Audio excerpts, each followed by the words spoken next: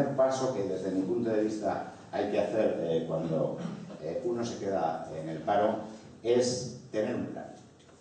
Tener un plan en el que fijemos exactamente cuál es nuestro objetivo. Nuestro objetivo no puede ser trabajar de lo que sea, porque eso nos va a dispersar. Eso convierte al final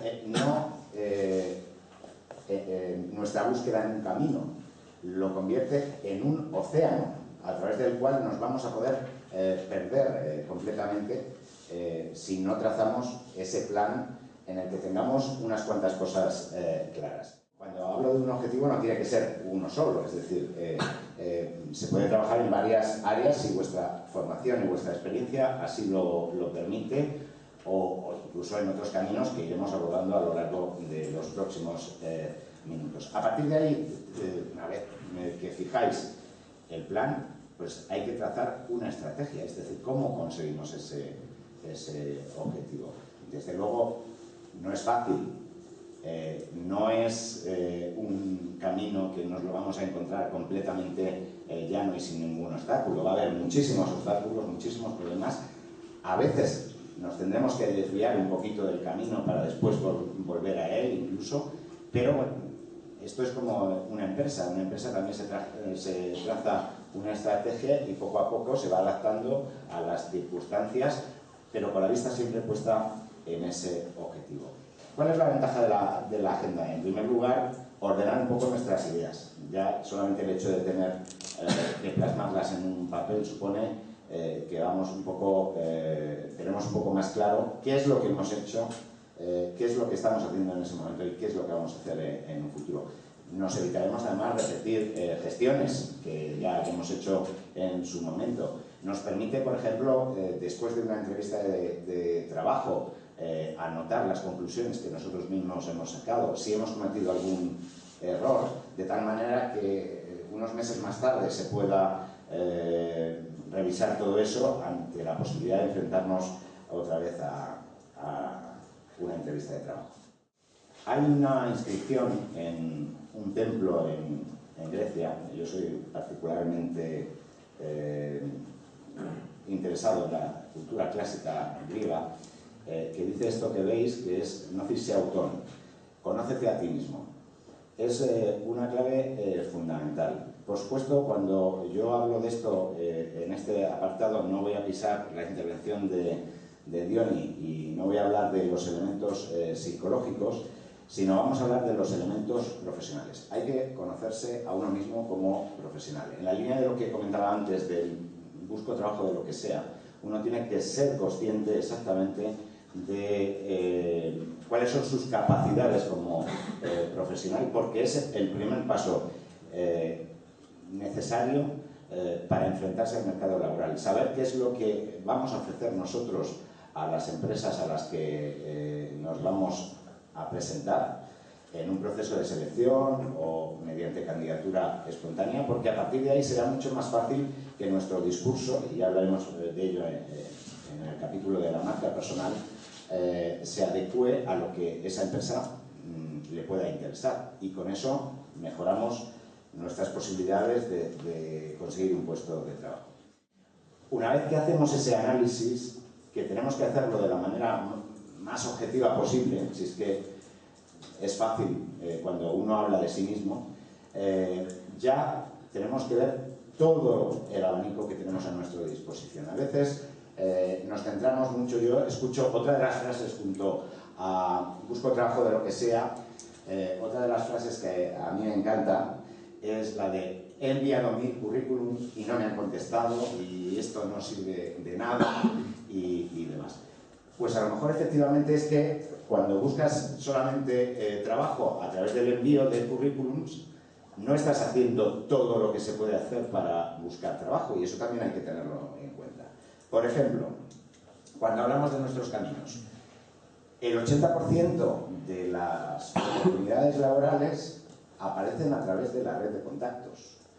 Cuando hablamos de red de contactos, esto también es una confusión muy habitual, no estamos hablando de enchufes, porque el contacto no es un enchufe, el contacto es aquel amigo, aquel familiar, aquel conocido que de pronto te ofrece información privilegiada diciendo que tal empresa está buscando a alguien de tu perfil, o que conocen por distintas vías que hay una oportunidad laboral en esa empresa. Es mucho más fácil acudir a esa empresa con el currículum una vez que sabes que están buscando a gente de tu perfil que por otras vías.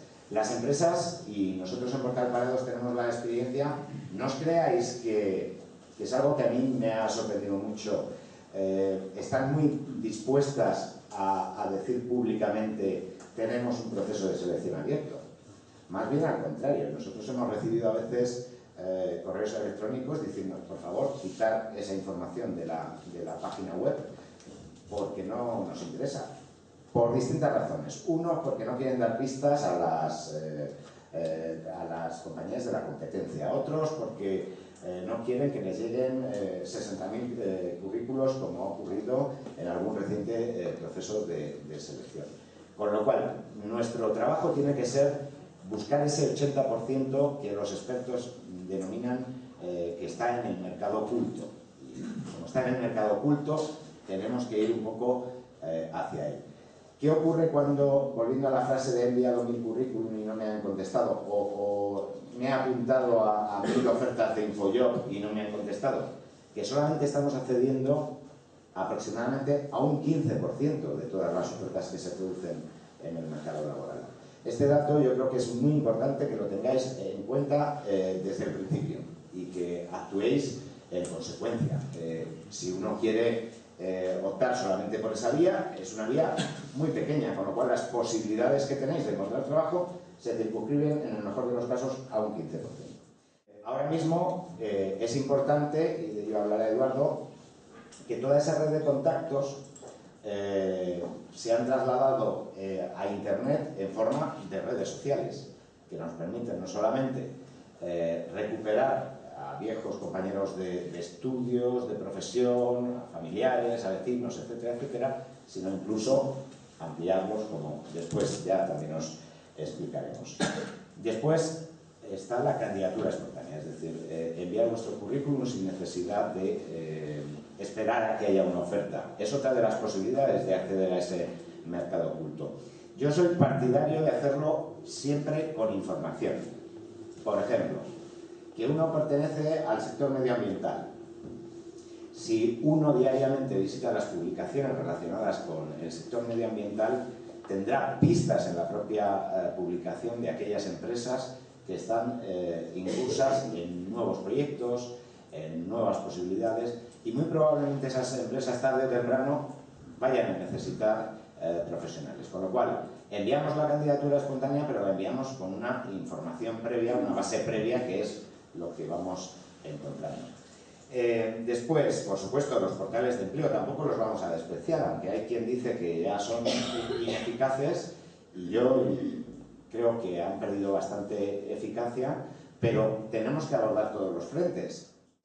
Por supuesto, se incorporan recursos que tenemos, por ejemplo, a través de las agencias privadas de colocación, que es otra vía a través de la que podemos conseguir una oferta de trabajo.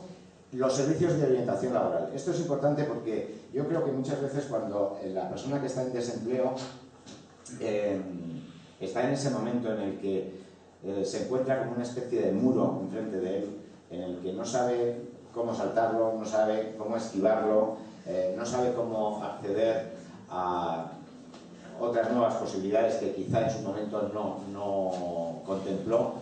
Ahí yo creo que hay que echar mano de los profesionales. Me han comentado que algunos profesionales y algunas personas que se dedican a la orientación laboral están también con nosotros, y yo creo que ellas juegan un papel fundamental, porque de alguna manera es ese vínculo, esa guía que debe dirigir nuestros pasos. Ojo, acudir al servicio de orientación laboral tampoco garantiza un empleo, y tampoco el trabajo del orientador laboral es facilitarte un empleo. Al final el empleo lo vas a conseguir tú mismo o tú misma, en ningún caso el orientador. Pero sí que es cierto que de alguna manera esa guía, incluso emocionalmente, va a ser de gran apoyo para todos nosotros cuando nos encontramos en esa situación. Y luego existen otros elementos como los headhunters, los cazatalentos, que a través de las redes sociales, a través de diversas vías, pues podemos contar con ellos, sobre todo en determinadas profesiones, en aquellas que son más que profesiones, un estatus, digamos, medio alto en cuanto al perfil profesional que tenemos. En definitiva, digamos que llegáis a un nuevo estilo de vida y tenéis que planificar ese nuevo estilo de vida. Es un cambio tan brutal, tanto si llegáis de haber trabajado 20 años juntos, como si llegáis de haber trabajado más tiempo, de haber estudiado, por ejemplo, una carrera o una FP, que tenéis que, desde el primer minuto, plantearos vuestra nueva vida. Y plantearlo además así como vuestra nueva vida. No es ningún desastre, no es nada que no le haya ocurrido a otras muchas personas en vuestro lugar. Y tercero, y vamos con otro aspecto que yo quería tratar, que es la posibilidad de cambiar de profesión. Es innegable que hay un problema con el colectivo, sobre todo que proviene del mundo de la construcción, que si somos realistas y sensatos, no todos ellos van a poder volver a trabajar en el mundo de la construcción y que se están planteando la posibilidad de cambiar. Pero no es el único colectivo que se plantea cambiar. Hay personas que dicen, oye, yo me he quedado en el paro, pero resulta que estaba además harto de la profesión a la que me dedicaba y me quiero cambiar y quiero. Entonces, desde mi punto de vista, es muy saludable, pero debemos tener presente que hay un mensaje que trasladan a veces los medios de comunicación un tanto peligroso, diciendo que esto es fácil, que esto hay que reinventarse, esto uno cambia y pasado mañana ya está otra vez en marcha y todo esto. Es un camino también complicado. No trato de desincentivarlo, porque yo mismo me he reinventado. Y yo cuando estudiaba la carrera de periodismo, nunca me podía imaginar que me iba a dedicar al mundo de Internet, porque cuando yo estudiaba periodismo ni había Internet ni se le esperaba. Con lo cual, complicado. Yo siempre digo que estudiábamos para maquetar las revistas, estudiábamos con unas regletas que se llaman tipómetros, unas reglas que miden los cíceros de las letras y todo esto. O sea, esto justo que cuando vais al documento Word, abrís y os sale 6, 8, 10, todo eso, nosotros lo medíamos con una regla. Entonces, evidentemente, sí hay que reinventarse. Yo mismo me he tenido que reinventar. Poco en relación a lo que decíamos del inglés. Yo me podía haber peleado con el mundo y decir, hay que ver qué barbaridad, que para ejercer de periodista yo ahora necesito saber de Internet, después de haberme estudiado los cíceros con el tipómetro. Pues hombre, pues vivimos en un mundo cambiante en el que tenemos que pasar del tipómetro al Office en minuto y medio. Y tenemos que tener la mentalidad de conseguirlo. Entonces, reinventarse, cambiar de profesión, si os apetece, estupendo. Pero, os pongo un ejemplo. Las personas mayores de 45 años realizan una formación profesional y van a tener mucho más difícil desarrollar un programa de prácticas.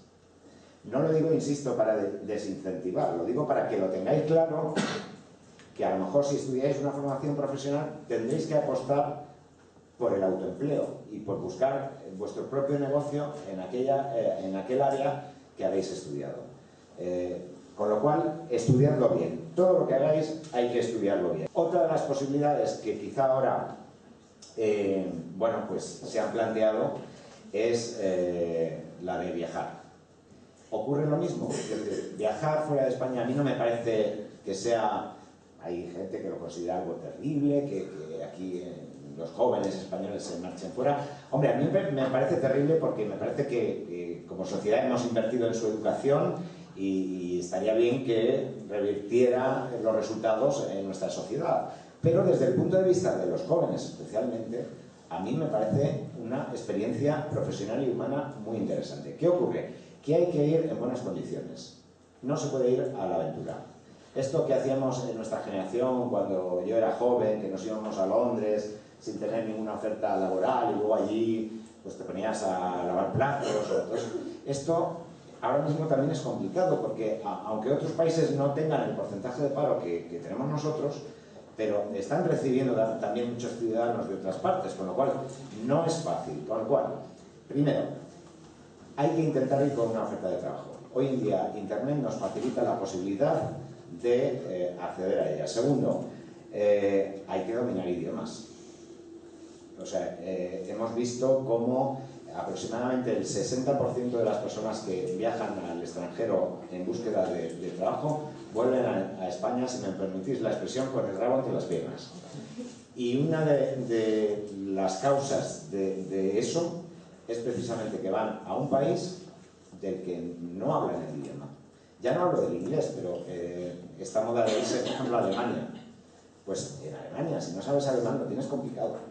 Hay profesiones todavía que con el inglés puedes desarrollar tu labor, pero la mayoría te van a pedir alemán. Con lo cual, también, con esa mentalidad lógica que yo os hablaba al principio, si queréis ir a trabajar a Alemania, buscar ofertas de trabajo y de paso, si podéis, estudiar el idioma.